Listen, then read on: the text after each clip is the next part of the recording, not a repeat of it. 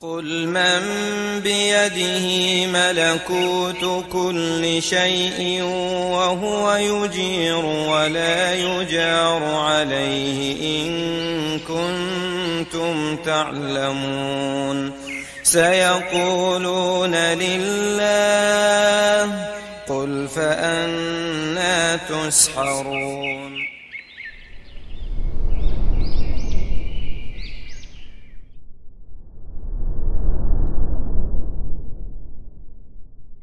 Bismillahirrahmanirrahim. Assalamualaikum warahmatullahi wabarakatuh. Innal hamdalillah nahmaduhu wa nasta'inuhu wa nastaghfiruh wa na'udzu billahi min shururi anfusina wa sayyiati a'malina. May yahdihillahu fala mudilla lahu wa may yudlil fala hadiya lahu. Asyhadu an la ilaha illallah wahdahu la syarika lahu wa asyhadu anna Muhammadan 'abduhu wa rasuluhu la nabiyya ba'dahu. Allahumma inna nas'aluka ilman nafi'a wa rizqan tayyiba wa amalan mutaqabbala wa nas'aluka Allahumma al-huda wat-tuqa wal-'afaf wal-ghina. Insyaallah kita lanjutkan kajian kitab Zad al-Mustaqni'.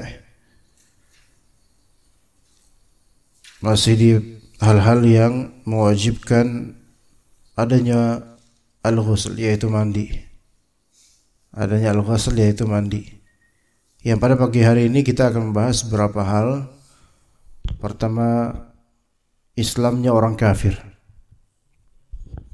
Kemudian kita akan bahas tentang kematian. Maksudnya orang muslim yang mati kemudian dimandikan, wajib atau tidak. Kemudian masalah haid dan nifas. Juga kelahiran wiladah, kelahiran atau wiladah. Apakah itu wajib mandi atau tidak jika ibunya melahirkan tanpa adanya darah yang keluar? Baik, kita mulai dari perkataan Al-Hajjawi rahimahullah, wa islamu kafirin. Di antara yang mewajibkan mandi dalam mazhab Hanbali pada umumnya dan juga beberapa mazhab lainnya, Islamnya orang kafir. Islamnya orang kafir ini menurut banyak dari para ulama. Jadi jika orang kafir masuk Islam, maka wajib atasnya mandi, baik orang kafir tersebut asli atau murtad. Orang kafir tersebut asli kafir atau kafir karena murtad. Jadi kafir, orang kafir ada dua macam, yaitu al-kafir al-asli dan al-kafir al-murtad. Kalau al-kafir al-asli, yaitu yang dari awalnya memang sudah tidak beragama Islam, sudah tidak beragama Islam, seperti Yahudi, Nasrani dan lainnya. Termasuk misal dilahirkan di keluarga ateis, anak ini sudah ateis sejak awal, maka dikafir. Ya, ini kafir asli. Kemudian kafir yang kedua, kafir murtad. Kafir murtad ini adalah seorang yang tadinya muslim, namun dia melakukan kemurtadan baik dengan klaim pribadi secara langsung atau dengan ucapan yang membuatnya murtad tanpa uzur dan penghalang kemurtadan, atau dengan hanya perbuatan yang memurtadkan dirinya tanpa uzur dan tanpa penghalang. Itu tiga itu. Ya. Jadi kafir murtad ini asli muslim dan dia melakukan atau ada padanya salah satu dari tiga ini. Yang pertama, dia mengklaim dirinya murtad, baik bercanda maupun serius. mengklaim diri murtad, baik dia bercanda atau serius, mengklaim diri murtad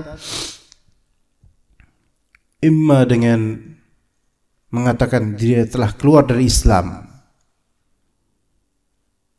Ini mau dia bercanda kek, mau itu bahasa kiasan kek, maka ini keluar dari Islam. Karena ini masalah yang sangat berbahaya. Dan tidaklah seorang yang menyatakan hal-hal seperti ini melainkan memang dia imannya itu betul-betul hampir tidak ada lah, atau bisa dibilang tidak ada. Ini sangat sensitif dalam Islam. Ya, jadi dia menyatakan diri keluar dari Islam misalnya, atau dia menyatakan diri beragama dengan agama lain. Maka ini dia mengklaim dirinya telah keluar dari Islam. Mengatakan saya beragama ini, maka ini walaupun dia cuma ngeprank orang. Maka para ulama menyatakan ini murtad. Karena candaan seperti ini candaan yang tidak diterima dalam Islam. Dia ngeprank demi YouTube-nya itu ada seperti itu, walaupun mungkin bukan di Indonesia. Dia mengklaim ke dirinya, ke keluarganya dan ke teman-temannya, saya beragama ini sekarang, saya telah keluar dari Islam. Maka yang seperti ini khalas. Ya, karena dia menerbitkan kalimat seperti itu, maka dia murtad. Dan wajib baginya untuk kembali ke Islam dan mengucapkan 2 kalimat syahadat atas klaim murtadnya itu, walaupun bercanda, sebagai pertaubatannya. Dan kalau dia wafat dalam keadaan belum mengucapkan ulang kalimat syahadat atau belum masuk Islam lagi, maka dia tidak dianggap mati dalam keadaan Islam. Na'udzubillah min dzalik. Ya, ini orang kafir murtad yang dari Islam, kemudian salah satu yaitu mengucapkan atau mengklaim dirinya keluar dari Islam atau beragama dengan agama lain, entah itu bercanda maupun serius. Adapun kalau dia belum baligh, maka pendapat yang lebih sahih wallahu alam tidak diterima ucapannya sehingga masih dalam kondisi muslim. Kalau belum baligh. Kayak anak-anak kita misalnya, kadang-kadang bercanda dengan candaan. Ya, keluar dari Islam lah, bukan saya Nasrani dan seterusnya, maka ini enggak dianggap. Karena mereka bukan mukallaf, jadi perkataan mereka tidak dianggap, tapi wajib untuk dididik oleh orang tuanya atau dita'zir, dihukum agar dia mengetahui bahwa itu berbahaya. Yang kedua dari indikator kemurtadan, yakni mengucapkan sesuatu, ini semua yang zahir saja. Adapun kemurtadan karena ragu akan Islam atau anti dengan Islam di hatinya, maka ini sesuatu yang batin, ini tidak masuk dalam fiqih.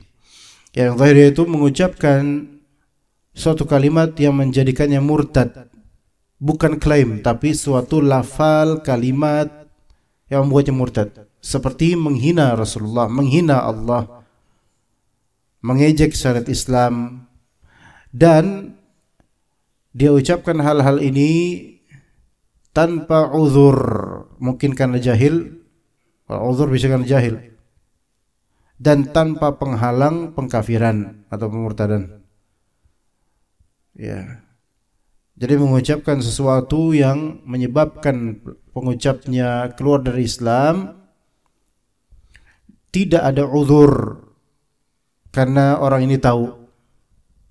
Tidak ada uzur karena orang ini tahu bahwa ini bisa, ini adalah syirik atau ini memurtadkan dirinya dan seterusnya, dan tanpa penghalang untuk mengubah status dirinya menjadi kafir. Apa penghalang ini? Penghalang ini bisa jadi karena terpaksa. Ya, bisa jadi seseorang. Penghalang di sini maksud penghalang pengkafiran. Karena ada kalinya segini, ada dua hal, yaitu uzur dan karena ada penghalang. Kalau adanya uzur atau adanya penghalang, maka ini tidak ada pengkafiran padanya. Misalnya terjadi pada Ammar bin Yasir radhiyallahu anhu yang dipaksa untuk mengucapkan kalimat kufur setelah melihat keluarganya dibantai oleh orang musyrik, laknatullahi alaihim, maka dia pun mengucapkan kalimat kufur karena mukrah, terpaksa. Maka di sini ada penghalang, yaitu penghalangnya ikrah, dipaksa dan diancam nyawanya. Kalau misalnya dia tidak ada uzur, artinya dia tidak jahil akan hukum ini, tetap dia mengucapkan kalimat-kalimat kufur ini atau ejekan-ejekan ini, kemudian atau dia tidak ada penghalang pengkafiran, yakni dia mukhtar, dia pilihan, dia memang punya intention untuk mengucapkannya, maka khalas, dia telah keluar dari Islam dengan murtad. Imma dia mengucapkan kalimat kufur, kalimat syirik, atau dia mengejek atau hal-hal lainnya selama bukan klaim dirinya keluar dari Islam atau beragama-agama lain. Kalau ini nomor pertama, kalau yang klaim itu nomor pertama. Jadi antum bedakan klaim dengan mengucapkan kalimat-kalimat kufur lainnya atau ejekan. Kalau klaim misalnya ini misal saya keluar dari Islam misalnya, atau klaim bahwasanya saya beragama ini sekarang, ya agama lain. Mau dia bercanda kayak mau ngeprank kayak mau serius kayak, maka ini keluar dari Islam. Dan untuk masuk Islam 2 kalimat syahadat. Atau klaim bahwasanya bagi saya Allah Ta'ala bukanlah begini-begini, yang itu mengeluarkan dari Islam, maka ini mengucapkan 2 kalimat syahadat karena klaim. Adapun yang kedua, bedanya yaitu mengucapkan sesuatu yang bukan suatu klaim tentang dirinya dan keyakinannya, tetapi ini sesuatu yang kalau pengucap mengucapkannya dengan sadar dan ngerti, maka dia keluar dari Islam. Ya, seperti apa? Misalnya meminta kepada mayit, berdoa minta rezeki pada mayit, meminta sesuatu pada yang gaib selain Allah Ta'ala, hal yang hanya dimampu oleh Allah Ta'ala juga, maka yang seperti ini bisa keluar dari Islam. Namun ini masih ada kriteria yang harus dipenuhi, yaitu apa? Apakah orang ini masih diberi uzur karena kejahilan atau syubhat? Apakah orang ini ada penghalang seperti penghalang pengafiran seperti dipaksa? Ya, maka hal-hal ini harus dipertimbangkan. Makanya untuk mengkafirkan orang yang kedua ini butuh ulama, butuh ilmu dan ulama. Ya. Maka orang yang meminta bantuan kepada jin misalnya, ya di sini kalau kita lihat, kalau memang dia tahu dan dia di lingkungan yang muslim, semua umumnya muslim, dan dia minta jin untuk bantuan, di sini kita perhatikan dulu lingkungannya, dirinya, latar belakangnya, apakah dia terkena syubhat, gitu loh, apakah dia terkena syubhat? Atau dia ngerti bahwa ini adalah pengkafiran, ini hal yang membuatnya keluar dari Islam. Ya. Lafal-lafal meminta misalnya kepada jin atau semisalnya, atau mungkin kepada penunggu makam tertentu atau kepada wali makam tertentu dan seterusnya, maka ini lebih besar syubhatnya dibandingkan keilmuannya. Ya, kalau antum lihat banyak orang yang ziarah wisata religius ke tempat-tempat keramat, kemudian mereka terkena syubhat, banyak sekali syubhat di sana.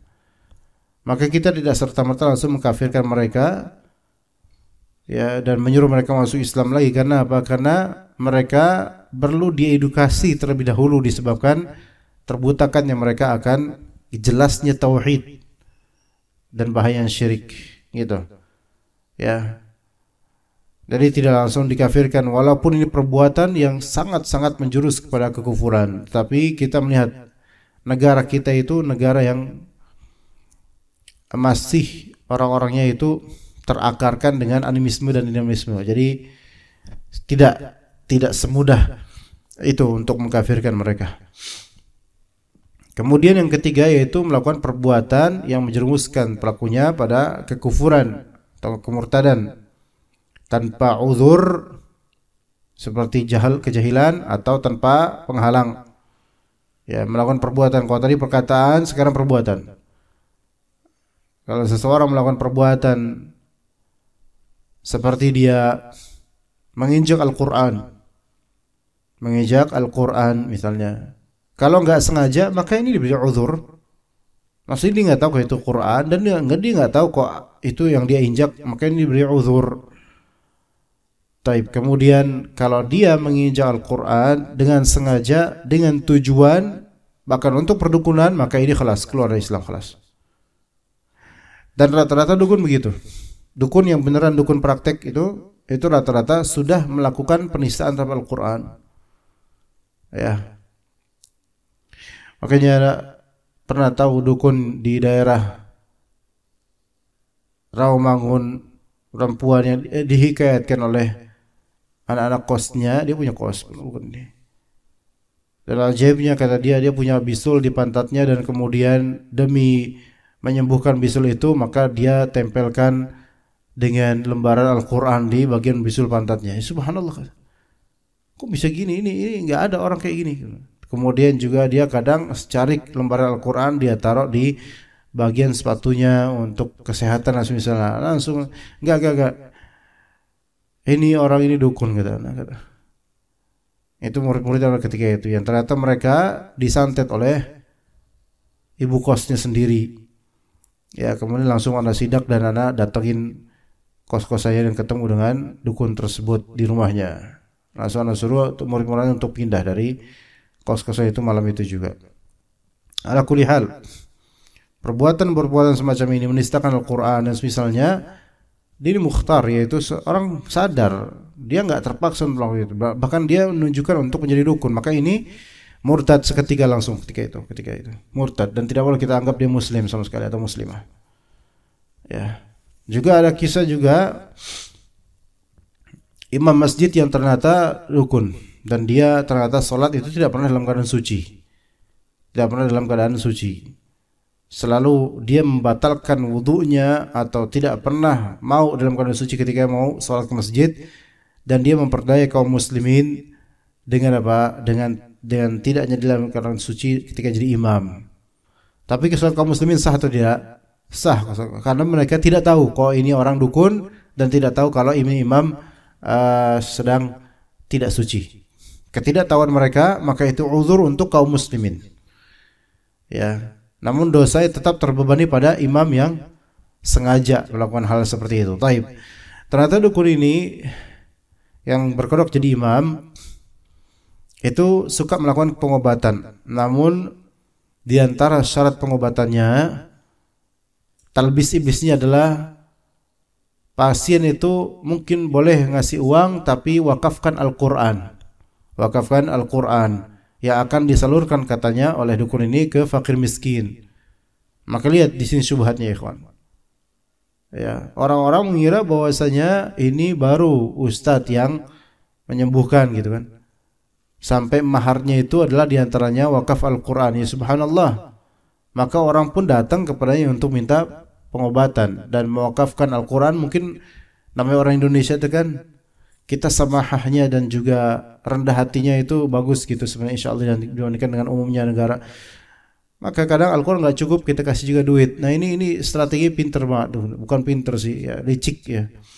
Maka dikasih Al-Quran, pasien atau konsumen yang datang kasih Al-Quran terus kasih duit, dia kaya, alhamdulillah. Ya enggak alhamdulillah juga ya. Sekaya-kaya dukun pasti miskin gitu kan. Maka kemudian Al-Quran itu udah masuk ke rumah dia, dan pada waktunya ternyata terbongkar bahwasanya dirinya adalah dukun, dan kemudian dia ternyata punya ruangan. Rata-rata gitu, dukun akan selalu punya ruangan khusus untuk praktek. Ya, practice room namanya kalau bahasa Inggrisnya, tapi mereka nggak pakai bahasa Inggris. Nah, di ruangan tersebut ternyata ditemukan kitab Al-Quran yang telah diwakafkan oleh para pasien itu semua dinistakan, dioles dengan kotoran dan seterusnya. Ternyata bukan diwakafkan untuk kaum muslimin, untuk anak-anak atau enggak, tapi untuk apa? Untuk melancarkan perdukunannya. Nauzubillah min dzalik. Makanya itu murtad. Namun dukun tersebut bercerita setelah dia taubat dari perdukunan, ya, dan dia menceritakan pengalamannya untuk dijadikan ibrah. Ya seperti itu, maka ini murtad, orang yang menghinakan, menistakan Al-Quran dengan perbuatan menginjaknya, mendudukinya dengan sengaja, tahu itu Al-Quran bukan dipaksa, maka ini keluar dari Islam. Na'udzubillah min dzalik. Taib. Jadi orang kafir yang asli ataupun yang murtad ketika dia masuk Islam dengan mengucapkan 2 kalimat syahadat atau dengan bertaubat dan meralat perbuatan syirik lamanya, maka dikatakan di sini yaitu dia apa? Dia mandi. Tapi bagaimana dengan pasien dukun yang tadi yang nggak tahu kalau itu dukun, mengira bahwasanya ini Islamis? Maka pasien-pasien itu tidak dikafirkan. Allahu a'lam, tidak dikafirkan karena kejahilan mereka dan syubhat yang ada pada mereka. Makanya orang-orang ketika dapat syubhat itu kita ajarin, bukan kita kafirkan. Namanya orang apa syubhat ya kita ajarin lah, bukan dikafirin dulu. Di beberapa tempat di Bekasi ini ada orang-orang yang suka mengkafirkan, yang sangat tidak ada kita rekomendasikan untuk berguru dan mendengar kalimatnya, apalagi masuk ke majelisnya. Ya di Bekasi ini. Ya. Juga berapa tempat ya di Jabodetabek lah. Ya, ada yang disebut takfir first. Kafirin dulu gitu loh. Apa-apa dikafirin gitu. Ini semi menuju kharij nanti namanya. Bahaya ini. Semoga tidak laku ya kajian-kajian mereka. Ini bahaya, membuat murid-murid dan orang-orang itu lebih semangat untuk mengkafirkan. Ya, mengkafirkan individu tertentu bahkan pemerintah dengan serampangan. Tidak mau melihat adanya uzur. Makanya masalah al-uzur bil jahl, uzur tentang kejahilan, itu masalah yang cukup hangat baik di Indonesia atau di luar negeri, di Arab atau di Mesir dan tempat lainnya. Ini bahasan yang sensitif dan banyak dari orang terlalu bersemangat, sangat bersemangat untuk mengkafirkan dibandingkan dengan mengedukasi masyarakat akan bahaya syirik. Jadi kafirin dulu aja.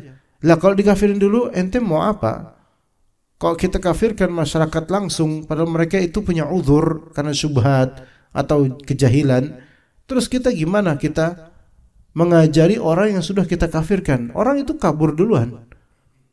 Burung kalau kita takut-takutin, gimana bisa kita garap dan jaring kalau dia takut dan pergi duluan? Nggak bisa. Itu yang terjadi. Itu bukannya berdakwah, itu malah justru membuat orang-orang pada kabur. Jadi tidak langsung dikafirkan, sehingga tidak kita katakan mandi loh, masuk Islam mandi loh. Orang masuk Islam mau saya kafir.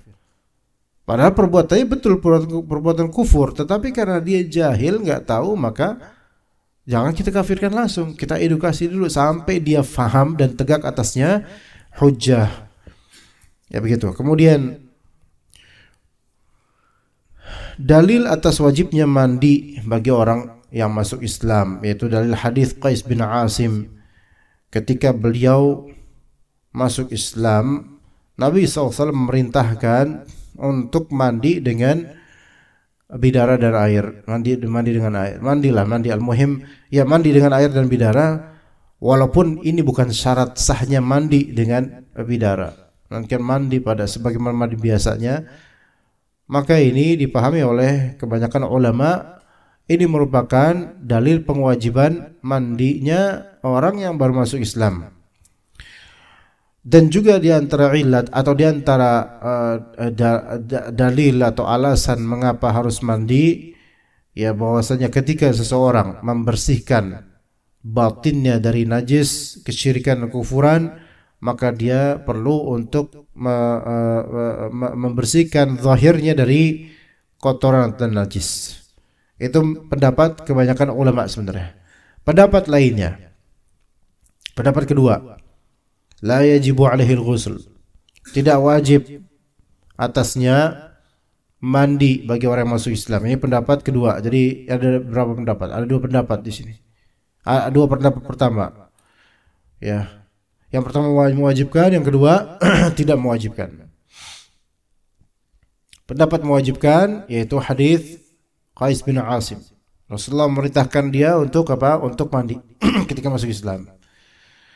Pendapat yang kedua mengatakan tidak wajib mandi. Adapun hadis Qais bin Asim itu bukan pengewajiban, melainkan perintah Nabi SAW yang tidak harus wajib. Buktinya sahabat Nabi radhiyallahu anhum banyak sekali yang masuk Islam, namun namun hal ini tidak familiar, yaitu dengan banyaknya orang masuk Islam mestinya hal ini familiar di kalangan sahabat untuk mandi setelah masuk Islam. Namun nyatanya ini bukan hal yang familiar.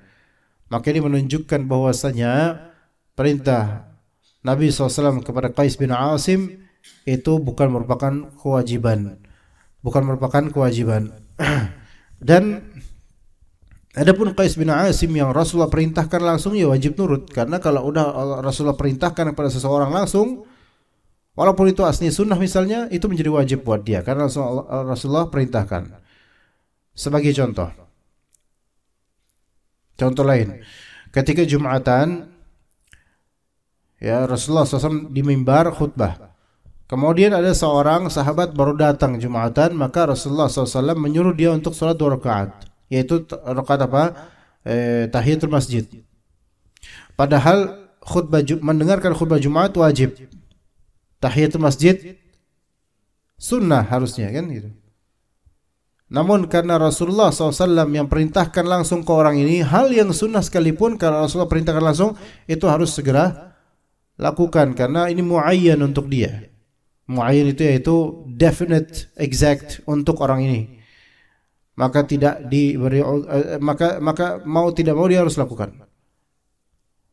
Ya, seperti kita wajib taat pada kedua orang tua. Hal yang tadinya sunnah, tapi kalau orang tua minta nyuruh kita untuk itu jadi wajib. Itu jadi wajib. Itu yang dipahami oleh sebagian dari ulama, seperti itu kiasannya. Maka Qais bin Asim radhiyallahu anhu ketika dia masuk Islam, Rasul perintahkan dia untuk mandi. Mandilah dia. Tapi untuk hak umat selain Qais bin Asim dipahami oleh sebagian ulama, ini tidak wajib untuk selain dari Qais bin Asim. Bukan karena ini qadhiyatu ain, yaitu khusus untuk Qais bin Asim saja, tetapi ketika Rasulullah menyuruh ke seseorang suatu yang tadi mustahab atau sunnah, maka itu menjadi wajib bagi orang ini secara khusus karena perintah Nabi langsung. Adapun bagi selainnya tafadhol, bagi selainnya silakan untuk mandi atau tidak. Itu menurut sebagian dari ulama. Namun kalau kita perhatikan betul yang pertama pendapat pertama kuat, yang pendapat kedua juga alasannya kuat dan logis. Tetapi kenapa ada Nabi SAW menyuruh Amr bin Qais bin Asim untuk mandi? Mungkin ada sebab. Dan di antara sebabnya adalah seorang yang kafir tidak sah mandi junubnya. Tidak sah mandi junubnya secara syar'i. Karena mandi junub itu ibadah. Dan mereka adalah kufar, tadinya kafir, maka ibadahnya tidak diterima, berarti tidak sah mandi junubnya. Kalau pakai logika ini, maka jelas bahwasanya orang kafir masuk Islam mandi bagi yang pernah junub. Adapun bagi yang tidak berjunub ketika kafirnya, maka tidak wajib mandi. Ini pendapat yang ketiga. Pendapat ketiga itu sebenarnya adalah buah dari pendapat pertama. Karena pendapat pertama mutlakkan wajib total. Pendapat ketiga mewajibkan, namun bagi yang memiliki indikasi pengewajibannya, yaitu apa? Yaitu di masa kufurnya dulu dia telah apa? Dia telah ada padanya kewajiban untuk mandi, namun tidak memungkinkan untuk mensahkannya seperti junub, haid, nifas. Maka kata ulama pendapat ketiga, bagi orang masuk Islam yang waktu kufurnya dia junub, waktu kufurnya dia haid, waktu kufurnya dia nifas, hatta mereka mandi maka tidak sah mandinya, baru sah mandinya setelah dia masuk Islam. Ini pendapat yang ketiga. Pendapat yang berbeda dengan pendapat pertama. Pendapat pertama itu tidak menengok kepada indikator-indikator ini. Ente mau junub kek dulunya, enggak pernah junub kek, ente belum balik kek, pokoknya apa? Pokoknya masuk Islam mandi dah gitu. Karena Rasulullah memerintahkan kepada Qais bin Asim. Jadi ada 3 pendapat. Masing-masing pendapat itu logis semua. Namun masing-masing memiliki celah untuk diserang gitu loh masalahnya. Inilah fiqih gitu. Inilah fiqih. Kita tidak bisa mengatakan untuk pendapat kedua antum menyelisihi perintah Nabi SAW kepada Qais bin Asim. Pendapat ketiga juga gitu. Nggak bisa kita omongin seperti itu karena masing-masing punya dalil dan indikatornya. Taib. Lalu mana yang wallahu alam lebih afdal? Yang lebih afdal tentu pendapat pertama. Pertama, karena apa? Karena pendapat pertama itu lebih dekat kepada dalil. Maksudnya lebih nyata, dalilnya bukan alasan tetapi nas, tetapi dalilnya adalah nas, dalil gitu. Kalau pendapat kedua kan dalilnya adalah suatu mafhum, suatu hal yang terfahami dari kenyataan, bukan suatu nas langsung begitu saja dari Rasulullah SAW atau sahabat. Adapun yang ketiga, maka ini lebih dekat kepada perincian semata, dan perincian tersebut kadang namanya perincian lebih afdal, tetapi perincian ini sepertinya tidak perlu. Ya, karena dalam hadis Qais bin Asim radhiyallahu anhu, itu Rasulullah memerintahkan Qais bin Asim tanpa alasan junub atau semisalnya, melainkan perintahkan gitu aja secara mutlak. Maka kembalikanlah suatu hadis hukumnya mutlak kepada yang mutlaknya, khalas. Berarti wallahu alam mungkin yang paling kuat dari tiga pendapat ini adalah orang kafir masuk Islam mandi segera. Tapi kemudian mandinya kapan? Mandinya apakah ketika dia setelah berazam untuk masuk Islam? Apakah mandinya, yang kedua, apakah mandinya ketika dia mengucapkan kalimat syahadat walaupun sendirian? Atau yang ketiga, apakah mandinya setelah dia mengucapkan kalimat syahadat setelah diresmikan oleh pemerintah atau ustadz? Nah, ini ada tiga pertanyaan. Yang sahih adalah ketika dia telah mengucapkan dua kalimat syahadat, maka dia wajib mandi. Gitu ya. Maka dia wajib mandi. Faham di sini, kawan? Karena ada tiga kemungkinan. Kapan dia mandi? Kalau emangnya wajib mandi, kapan dia mandi? Apakah dia wajib mandi ketika dia berazam untuk masuk Islam walaupun belum mengucapkan kalimat syahadat? Enggak. Kalau baru berazam, dia belum jadi muslim. Karena dia baru menjadi muslim kapan? Yang kedua, yaitu ketika setelah dia mengucapkan dua kalimat syahadat dengan keyakinan ini dia masuk Islam dengan itu. Ya, dia yakin itu masuk Islam dengan keyakinan dan keinginan, maka setelah itu wajib atasnya mandi, wajib atasnya salat dan seterusnya. Kewajiban sudah ada padanya. Itu nomor dua. Walaupun dia belum datang ke masjid, walaupun dia belum ngasih tahu ke orang-orang muslim dan minta nasihat atau minta ke ustadz untuk membimbingnya, walaupun belum ada sertifikat masuk Islam atau pindah agama, walaupun belum bikin KTP, tapi selama dia udah mengucapkan dua kalimat syahadat dengan keyakinan dan keinginan, maka kelas dia wajib untuk mandi masuk Islam. Adapun yang ketiga, yaitu dia baru mandi setelah dia mengucapkan dua kalimat syahadat di hadapan ustadz dan para saksi di masjid misalnya, maka ini formalitas ya kawan. Maka ini formalitas. Kalau dia sudah mengucapkan itu sebelumnya, maka dia sebenarnya sudah muslim sejak itu. Adapun ketika minta dibimbing untuk lebih baik, untuk lebih benar pengucapannya, atau mungkin untuk mengadakan saksi banyak dari kaum muslimin supaya dia bisa dapat sertifikat yang benar, maka ini formalitas. Dia sudah muslim sebelumnya ketika dia mengucapkan dua kalimat syahadat tersebut di rumahnya misalnya. Ya, maka udah wajib atasnya salat walaupun belum ke KUA ya, atau belum ke nyuruh sertifikat, dia udah wajib salat. Dan dia mandi. Taib, itu tentang masuk Islam.